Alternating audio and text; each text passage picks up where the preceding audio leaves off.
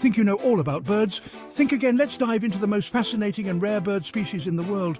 First up, the kakapo, the world's only flightless parrot. Native to New Zealand, these green nocturnal birds weigh up to 9 pounds and smell like sweet flowers. Next, the beautiful Spix's macaw, thought to be extinct in the wild. Only around 200 are left thanks to careful breeding programs. Ever heard of the shoebill stork? With its dinosaur-like appearance, this bird can stand up to 5 feet tall and has a terrifying stare. Meet the Philippine eagle, the largest eagle species in the world. With a wingspan of up to 7 feet, it's known as the monkey-eating eagle because, well, it hunts monkeys. From flightless parrots to dancing birds, the world of rare birds is stranger and more beautiful than you'd think. Subscribe for more wild facts.